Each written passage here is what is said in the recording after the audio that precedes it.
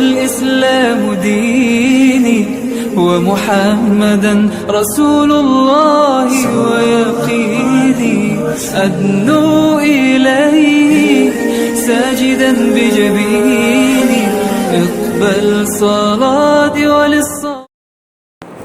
الحمد لله نحمده ونستعينه ونستغفره ونؤمن به ونتوكل عليه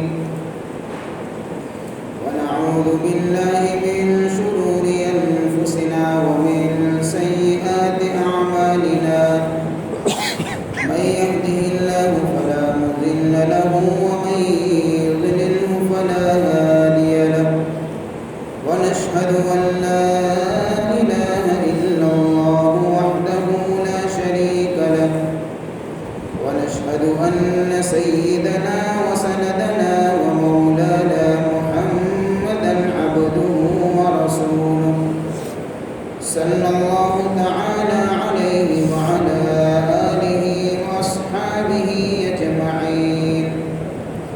أما بعد فأعوذ بالله من الشيطان الرجيم. بسم الله الرحمن الرحيم.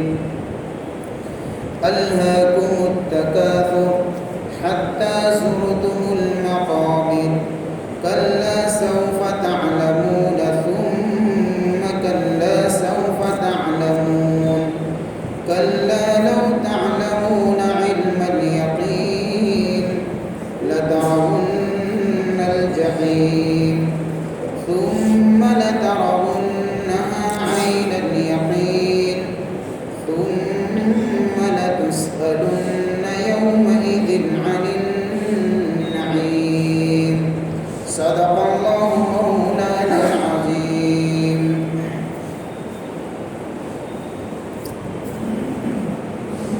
قابل قدر محترم دوست اور بزرگوں،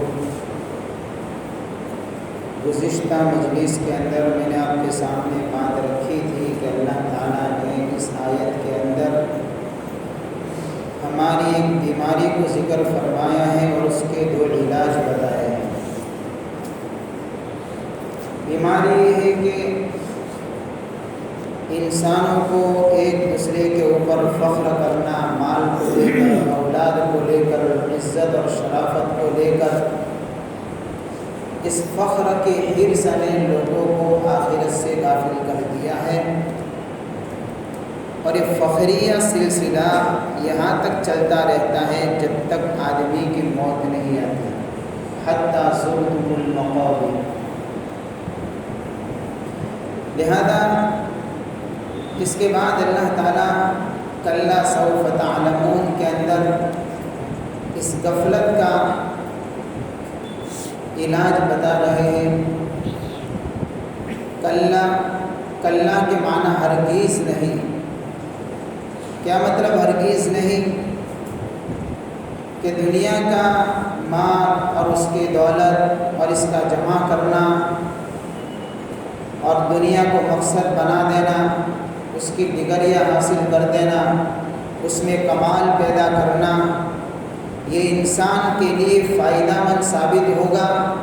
کلا، ایسا معاملہ نہیں ہے، ہرگز نہیں ہو سکتی ہے یہ چیزیں، اس کے لیے مفید ثابت نہیں ہو سکتی ہے، کیونکہ یہ ساری کی ساری چیزیں فانی ہیں۔ دولت فانی، مال فانی، جائیداد فانی، یہاں کی عزت فانی، یہاں کی شرافت فانی، یہاں کی ڈگریاں ختم ہونے والی، اور جو چیز فانی ہو آدمی اس پر فخر نہیں کیا کرتا، لہذا دنیا یہ قابل فخر چیز نہیں اور آخرت قابل غفلت چیز نہیں۔ دنیا کو لے کر آدمی فخر نہ کرے اور آخرت سے غفلت برت کر آدمی اپنے ہمیشہ کا یعنی جو لوٹنے کی جگہ ہے اس سے غافل نہ ہو جائے۔ کلا، ہرگز نہیں، اس تصور کو نکال دیں۔ کلا متنبہ کرنے کے لیے آتا ہے کہ اللہ کا لفظ جب کوئی غافل آدمی ہو تو اس کو بیدار کرنے کے لیے عربی کے اندر کلا بولا جاتا ہے۔ سنو بہت غور سے، توجہ سے سنو۔ کیا؟ سوف تعلمون، ان قریب تم جان لو گے، ان قریب تم جان لو گے، یعنی جب آدمی مر کر قبر میں جائے گا اور جب وہاں کے حالات دیکھے گا تو اس وقت اس کو پتہ چل جائے گا کہ دنیا کی دولت جو میں نے جمع کی تھی اور یہاں کی یعنی کہ جائیداد جو میں نے جمع کی تھی، میری یہ ساری کی ساری چیزیں میری قبر میں تو کام آئی ہی نہیں، معاملہ اس کا الٹا ہی دیکھے گا۔ اس وقت آنکھیں کھلے گی، سوف تعلمون، ہرگز نہیں، عن قریب جب قبر میں پہنچیں گے تو یہ حقیقت سے پردہ کھلے گا، تم جان لو گے حقیقت کیا ہے۔ ثم کلا سوف تعلمون، پھر قرآن اور دوبارہ تاکید کرتا ہے، ثم، پھر، کلا، ہرگز نہیں، یعنی اس تصور کو مٹائیے کہ دنیا قابل فخر چیز ہے اور آخرت قابل غفلت چیز ہے، کہ اس تصور کو ختم کیجیے۔ نہ دنیا قابل فخر چیز ہے اور نہ آخرت قابل غفلت چیز ہے۔ ثم کلا سوف تعلمون، پھر عن قریب تم جان لو گے۔ کب جانو گے؟ جب حشر کے میدان میں پہنچو گے تو اس وقت جانو گے۔ اللہ نے سوف تعلمون کو 2 مرتبہ ذکر فرمایا ہے، اس لیے پہلے سوف تعلمون کا معنی یہ ہے کہ آدمی مر کر قبر میں پہنچے گا تو اس وقت بھی حقیقت کھل کر سامنے آئے گی، اور دوسری مرتبہ ثم کلا سوف تعلمون کا مفہوم یہ ہے کہ پھر قبر سے اٹھ کر محشر کے میدان میں پہنچے گا تو اس وقت پھر حقیقت سامنے آئے گی، جہاں ہولناکی کا منظر ہوگا، نفسا نفسی کا عالم ہوگا۔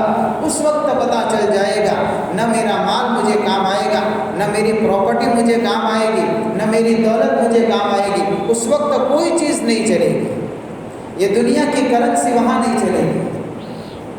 ثم کلا سوف تعلمون، کلا لو تعلمون علم الیقین، ہرگز نہیں، تیسری مرتبہ کہا جاتا ہے، ایسی بات نہیں۔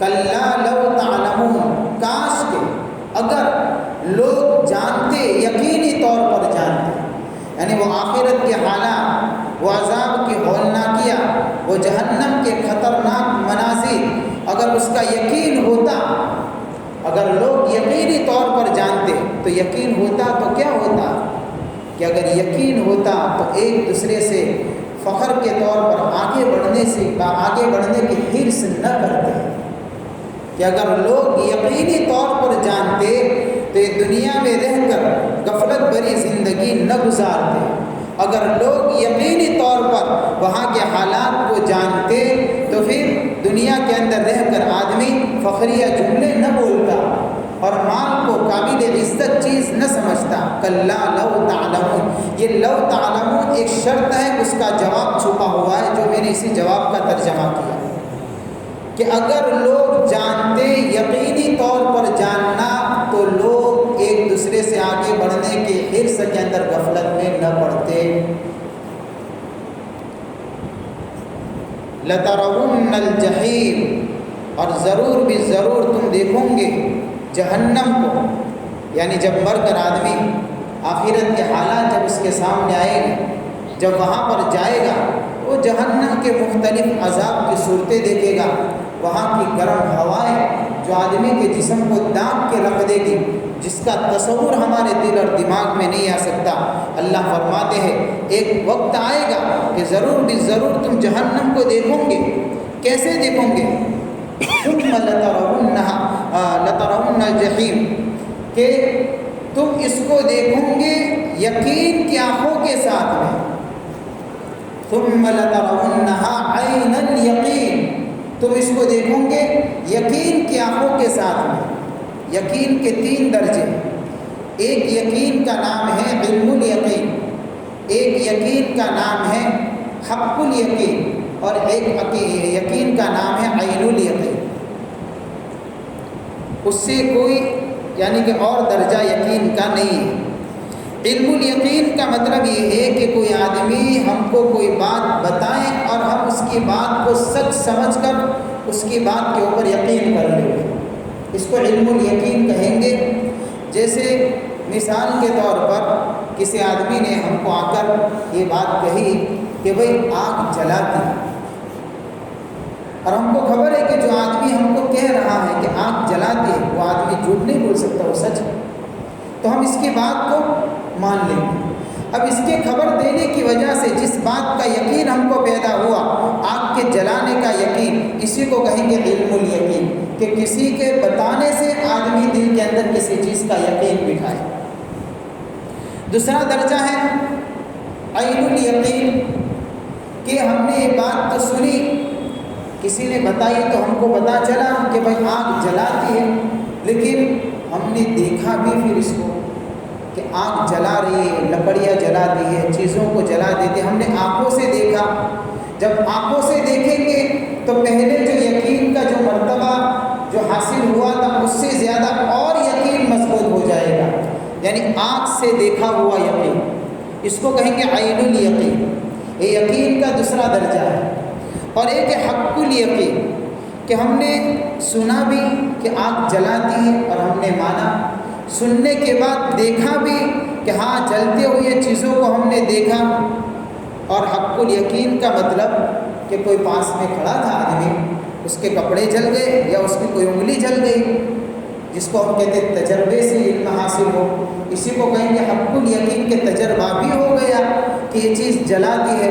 یہ بہت ہائی لیول کا یقین ہے کہ جب آدمی کو عین الیقین حاصل ہو جائے گا، آنکھ سے دیکھے گا تو ظاہر سی بات ہے دیکھنے کے بعد تو پھر تجربے کا یقین تو حاصل ہو ہی جائے گا۔ تو اللہ تعالیٰ نے اس بات کو بیان فرمایا ہے کہ ابھی دنیا میں رہتے ہوئے تو جہنم کے حالات کو لوگ سنتے ہیں، قرآن اور احادیث کے ذریعے سے، دینی مجلسوں کے ذریعے سے، اس کے ذریعے سے بھی ایک طرح کا یقین حاصل ہوتا ہے، لیکن ایک یقین تو اس وقت حاصل ہوگا کہ جب جہنم کے مناظر کو آدمی اپنی ان آنکھوں سے دیکھے گا تو پھر اس کو پتہ چلے گا کہ میں نے دنیا کے اندر کیا کام کر کے آیا ہوں اور اس طریقے سے مجھے یعنی کن حالات کا مجھے سامنا کرنا پڑا ہے۔ ثم لترونها عین الیقین، کہ پھر ضرور بھی ضرور اس کو دیکھے گا آنکھوں کے، یعنی کہ یقین کی آنکھوں کے ساتھ میں دیکھے گا۔ جب ان آنکھوں سے دیکھے گا، جہنم کے مناظر کو دیکھے گا، عذاب کی مختلف شکلوں اور صورتوں کو دیکھے گا، تو پھر دل کے اندر کسی قسم کے شک اور شبہ کی گنجائش ہی باقی نہیں ہوگی، پھر یہ چیزیں ختم ہو جائے گی۔ اس لیے غفلت کا علاج ہے عذاب قبر کو یاد کرنا، آخرت کے حالات کو یاد کرنا، کہ جب آدمی آخرت کے بھیانک مناظر کو یاد کرے گا تو آدمی کے دل کے اوپر سے پڑی ہوئی غفلت کے چادریں ہٹیں گی، غفلت کے پردے ہٹیں گے۔ ثم لتسألن یومئذ عن النعیم، یہ دوسرا علاج بتاتے ہیں اللہ کہ غفلت کا دوسرا علاج کیا ہے، کہ غفلت کا دوسرا علاج یہ ہے کہ پھر ضرور بھی ضرور تم سے اس دن نعمتوں کے متعلق سوال کیا جائے گا، کہ اللہ کی طرف سے جو نعمتیں بندے کے اوپر برستی ہیں، ہر آن ہر لمحہ کتنی نعمتیں ہیں، کہ نعمتیں تو اتنی ہیں جو آدمی تصور نہیں کر سکتا، سوچ نہیں سکتا۔ قرآن کہتا ہے وَإِن تَعُدُّوا نِعْمَةَ اللَّهِ لَا تُحْصُوهَا، کہ اگر اس کو گننا چاہو، شمار کرنا چاہو اللہ کی طرف سے ملنے والی نعمتوں کو، کہ آدمی کی کیلسی فیل ہو جائے گی، یہاں کے حساب سب فیل ہو جائیں گے۔ اللہ نے اتنی ساری نعمتوں سے اپنے بندوں کو اور اس طریقے سے ہم سب کو نوازا ہے، لہذا اللہ کی نعمتوں کو یاد کر کے اس کی قدر کرنا۔ سوال ہوگا کہ میری طرف سے ملی ہوئی نعمتیں کیا تم نے ایمان اور یقین کے ساتھ میں اس کے جو حقوق تھے اس کے مطابق استعمال کیا ان نعمتوں کو، یا پھر میری ناشکری کرتے ہوئے ناجائز جگہوں پر استعمال کیا؟ سوال روایتوں میں آتا ہے اللہ کے نبی صلی اللہ علیہ وسلم نے فرمایا کل قیامت کے دن سب سے پہلے بندے سے جس چیز کا سوال ہوگا وہ اس کے جسم کی تندرستی ہے، ترمذی میں روایت موجود ہے، اس کی صحت کے بارے میں سوال ہوگا، اور دوسرا سوال ٹھنڈے پانی کے بارے میں بھی، کہ اللہ نے یہ صلاحیت دی، یہ جسم دیا، یہ آنکھیں دی، یہ ہاتھ دیے، یہ پیر دیے، ایک ایک عضو کو صحیح سالم رکھا۔ ہم کہتے ہیں تندرستی ہزار نعمت ہے، یہ کہاوت نہیں ہے، یہ حقیقت ہی ہے کہ تندرستی ہزار نعمت ہے۔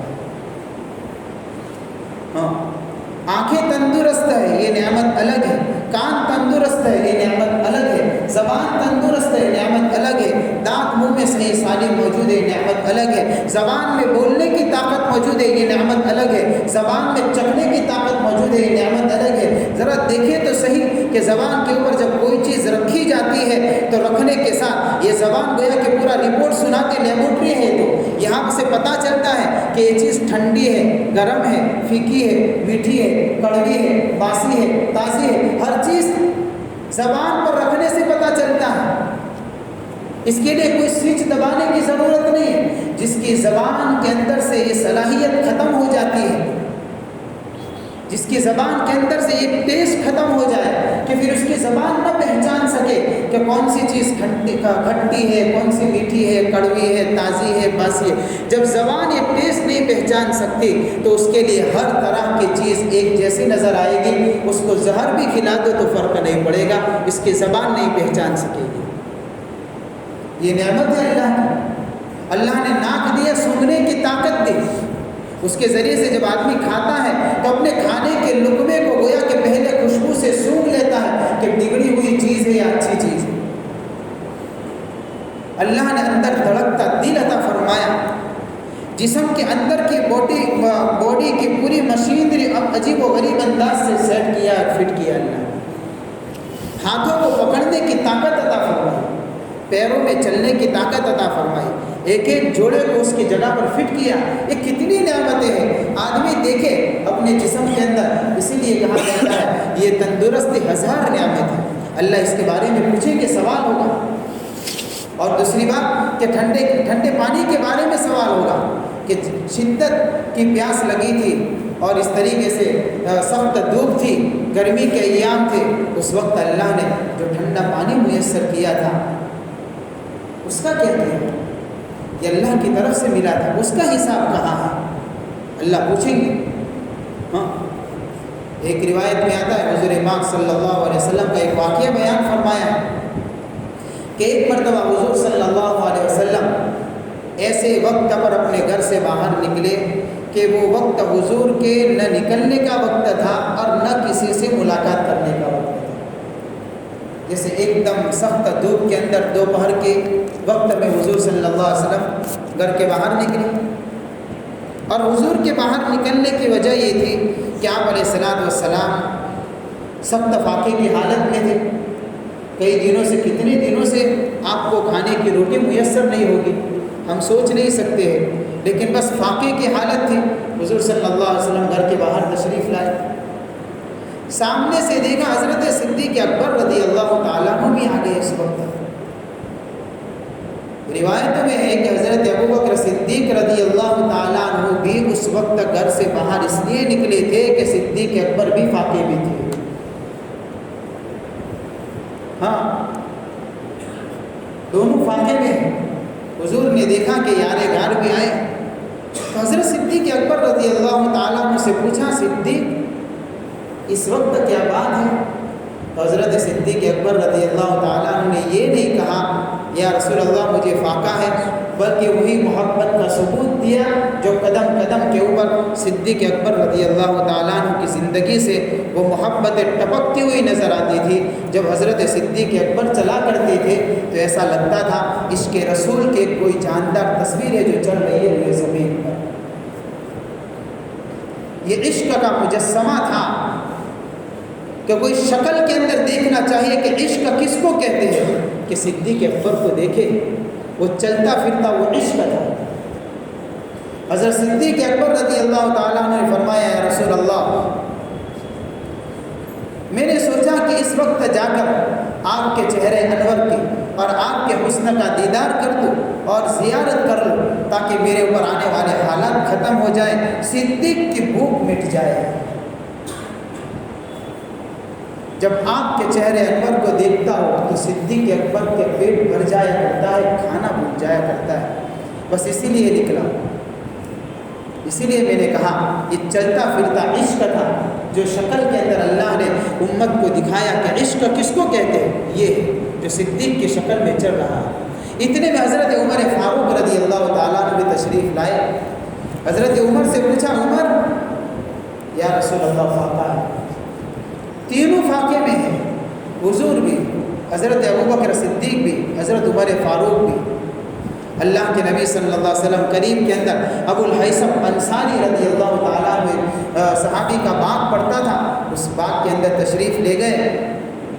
اس وقت وہ باغ کے اندر موجود نہیں تھے، ان کی بیوی موجود تھی۔ جب اس کی بیوی کی نظر پڑی تو وہ بھی بڑی خوش ہو گئی کہ آج تو ہماری قسمت جاگ اٹھی ہے کہ ہمارے باغ کے اندر اتنی بڑی بڑی ہستیاں تشریف لے آئی،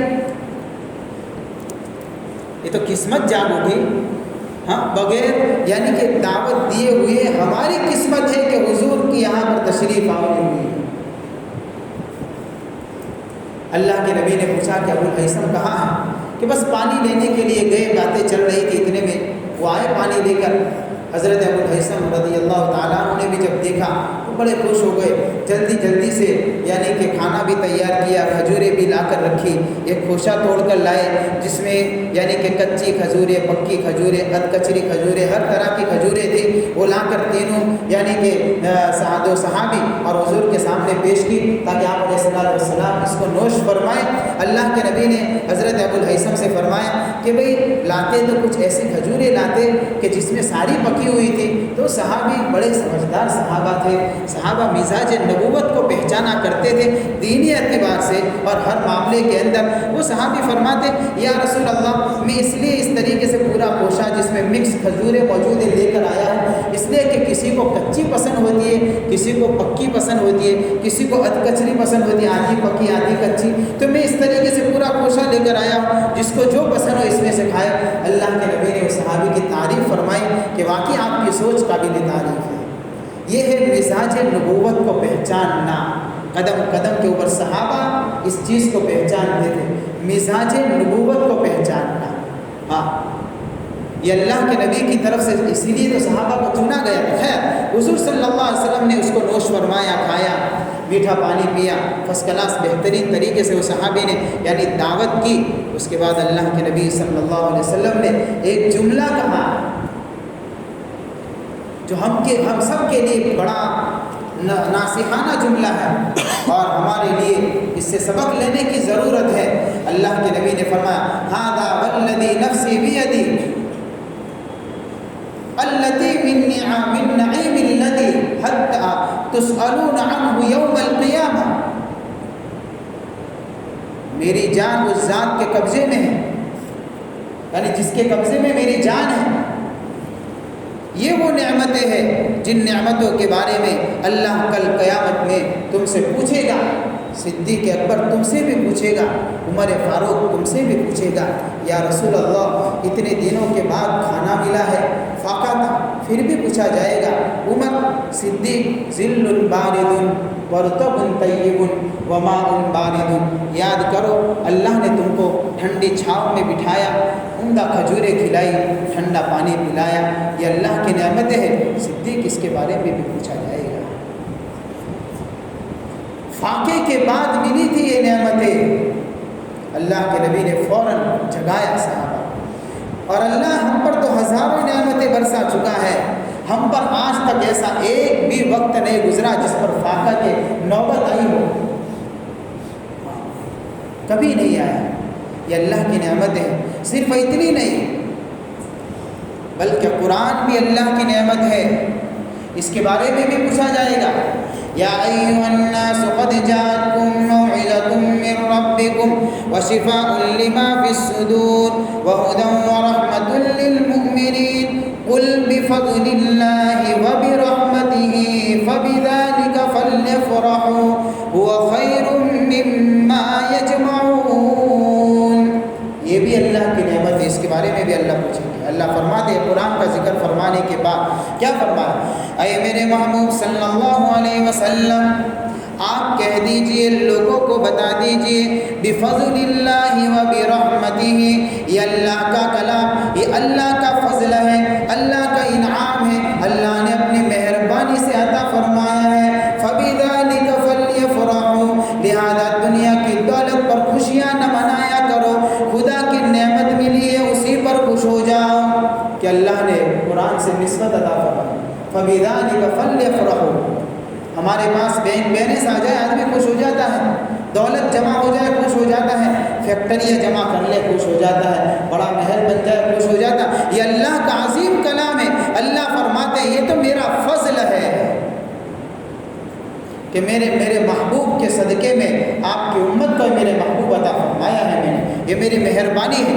یہ ہے اللہ کا فضل, یہ اللہ کا انعام. اللہ پوچھیں گے. اور آگے اللہ نے کیا فرمایا؟ وَخَيْرٌ مِّمَّا يَجْمَعُونَ. ساری کائنات کی دولت کو کوئی آدمی جمع کر لے وے, دنیا کا بادشاہ بن جائے, ایک ایک چیز اس کی ملکیت کے اندر آ جائے, لیکن اگر ایک طرف ایک بندہ ہے جس کے سینے میں اللہ نے اپنا قرآن اتارا ہے, قرآن کا نور اتارا ہے, اس کو اللہ نے اپنے کلام کے ساتھ میں نسبت عطا فرمائی ہے. اللہ فرماتے ہیں یہ پوری کائنات کا جو مالک بنا بیٹھا ہے, اس سے بہتر یہ اللہ کا ایک بندہ ہے جس کے سینے میں اللہ نے قرآن اتارا ہے. وَخَيْرٌ مِّمَّا يَجْمَعُونَ. جس کو بھی تم جمع کرتے ہو, گن لو, حساب کر لو. ہمارے تصور میں جتنی چیزیں آ سکتی سب کو حساب میں لے لے, جتنی چیزیں جمع کر لی ہے کر لو. اللہ فرماتے ہیں سب سے بہتر اگر کوئی ہے تو رب کا کلام ہے. اس لیے اللہ پوچھے گا اس کلام, اس سے نسبتیں جوڑے میرے بھائی, اپنے بچوں کی اس سے نسبتیں جوڑے, ہم بھی جوڑے. یہ قرآن کا درس بھی یہ سب سے بہترین مجلس ہے. ہاں ہماری باہر کی مجلسیں تو غیبتوں سے بری ہوتی ہے اور اس طریقے سے پتہ نہیں کیا کیا چیزوں سے بری ہوتی ہے. یہ اللہ کے قرآن کی مجلس, یہی مجلس کا قرآن کے ساتھ میں نسبت ہے, یہ سب سے بہتر مجلس ہے. ہم مارکیٹوں میں جو دولت جمع کرتے تھوڑی دیر کے لیے اس اللہ کے کلام کے سبق کو سن لینا, یہ سب سے بہتر ہے. تو ایک قرآن کے متعلق بھی اللہ سوال کرے گا, اور ایک مفسرین نے لکھا ہے کہ حضور کی ذات بابرکت بھی نعمت ہے, اس کے بارے میں بھی سوال ہوگا. لَقَدْ مَنَّ اللَّهُ عَلَى الْمُؤْمِنِينَ إِذْ بَعَثَ فِيهِمْ. ہاں حضور کا ذکر آیا ہے, کیا فرمایا؟ اللہ تعالیٰ نے ایمان والوں پر احسان فرما دیا, یعنی اپنی نعمت عطا فرمائی اللہ نے اپنے حبیب کی شکل میں ہمیں یعنی نبی عطا فرما کر اللہ نے بہت بڑا احسان کیا ہے. دولت والے کو دولت مل گئی, شہرت والوں کو شہرت مل گئی, عزت والوں کو عزت مل گئی, اور پراپرٹی والوں کو بینک بیلنس مل گیا. اللہ نے جس نے جو مانگا سب کچھ دے دیا, لیکن ان ساری چیزوں کے دینے کے بعد اللہ کے خزانے میں کوئی کمی, کچھ بھی کمی نہیں. ابھی بھی کوئی مانگے گا مل جائے گا, کچھ کمی نہیں آئی. شہرت ملی, رب کے خزانے میں شہرت کم نہیں ہوئی. دولت ملی, رب کے خزانے میں دولت کم نہیں ہوئی. ڈگریاں ملی, رب کے خزانے میں ڈگریاں کم نہیں ہوئی. سب کچھ دے دیا لیکن رب کے خزانے میں کم نہیں ہوا. اللہ نے ایک نعمت ایسی دے دی, اللہ نے فرمایا وہ بھی تو ہمارے خزانے میں ایک تھی, تم کو دے کر احسان کیا. لَقَدْ مَنَّ اللَّهُ عَلَى الْمُؤْمِنِينَ إِذْ بَعَثَ فِيهِمْ. حضور کی ذات عطا فرما دی. اللہ کے خزانے میں اللہ کے نبی صلی اللہ علیہ وسلم تھے, اللہ نے اپنے حبیب کو اپنے خزانے سے اٹھا کر اس امت کو دے دیا. حضور جیسی ذات بھی ہمارے خزانے میں یہی تھی جو میں نے تم کو دے کر احسان کر دیا. تو اللہ کے نبی کی ذات بابرکت کے بارے مفسرین نے آیت کریمہ کے ماتحت میں اس بات کو لکھا ہے. ہاں دین کے بارے میں, حضور کی ذات کے بارے میں سوال ہوگا کہ ہم نے اپنے محبوب کی امت میں پیدا کیا, تم نے میرے محبوب کے طریقوں کے ساتھ میں زندگی گزاری تھی یا نہیں گزاری تھی؟ میرے نبی نے اس دین کے خاطر اتنی بڑی بڑی قربانیاں دی, تم نے میرے محبوب کے لیے کیا قربانیاں دی؟ کیا قربانیاں دی پوچھا جائے گا. ہاں ایک روایت میں آتا ہے جب محشر کا میدان قائم ہوگا تو اس وقت ہر بندے سے سوال ہوگا, لا تزول قدم ابن آدم, کہ ابن آدم کے پیر محشر کے میدان میں ذرہ برابر نہیں ہلیں گے کب تک؟ اس وقت تک نہیں ہلیں گے حتی یسأل عن خمس، جب تک اس سے 5 چیزوں کے بارے میں حساب نہ لے لیا جائے. اس سے پوچھا جائے گا عن عمرہ، ایک تو اس کی زندگی کے بارے میں پوچھا جائے گا کہ اللہ نے بہترین زندگی دی تھی کہاں پر لگائی. ایک اس کی جوانی کے بارے میں پوچھا جائے گا، اللہ نے جوانی دی، جوانی کی صلاحیت دی، جوانی کی قوت دی، یہ ساری چیزوں سے نوازا. اللہ کی دی ہوئی اس جوانی کو کہاں پر لگایا؟ اللہ نے مال دیا تھا، مال کے بارے میں اللہ 2 سوال کریں گے، کہاں سے لیا، کہاں دیا. مال کے بارے میں 2 سوال، کہاں سے لیا، کہاں دیا. حلال طریقے سے لیا، حلال طریقے پر دیا. اس لیے اللہ والے فرماتے ہیں کہ بھائی مال اگر حلال ہے تو حساب اس کا ہے، حرام ہے تو پکڑ ہے، اس کا حساب کا مسئلہ نہیں، اس کے اوپر تو سیدھی پکڑ ہی ہے. سود کے بارے میں حساب نہیں ہوگا کہ کتنا سود لیا، سود کے بارے میں اعلان ہوگا. مفسرین نے جہاں پر سود کا ذکر فرمایا ہے وہاں پر اس بات کو نقل فرمایا ہے کہ سود کے بارے میں تو اللہ اعلان کریں گے کہ سود خور کے ہاتھ میں تلوار دی جائے گی اور یوں کہا جائے گا کہ تو دنیا میں رہتے ہوئے سود کھاتا تھا، یہ ہاتھ میں تلوار لے، رب کی ذات سامنے موجود ہے، تو اپنے رب سے اس تلوار سے مقابلہ کر. آج تو پوچھا نہیں جائے گا، حرام کے اوپر سوال نہیں ہے، حرام پر پکڑ ہے، اور حلال پر سوال اور حساب. تو مال کے بارے میں سوال، اور ایک علم کے بارے میں سوال ہوگا، جتنا جانتے تھے اس پر عمل کیا کہ نہیں کیا. ثم لتسألن یومئذ عن النعیم. اللہ فرماتے ہیں کہ پھر ایک وقت آئے گا کہ تم سے رب کی نعمتوں کے بارے میں ایک ایک نعمت کا سوال اور ایک ایک نعمت کا حساب لیا جائے گا اور پوچھا جائے گا. یہ علاج ہے میرے بھائیو، ہماری غفلتوں کا علاج. اس صورت کا سبق یہی ہے کہ دنیا میں رہتے ہوئے جو دلوں پر غفلت کے پردے پڑ جاتے ہیں، 2 کام کرے. ایک اپنی قبر کو یاد رکھے، ایک اللہ کی نعمتوں کی قیمت کو پہچانے.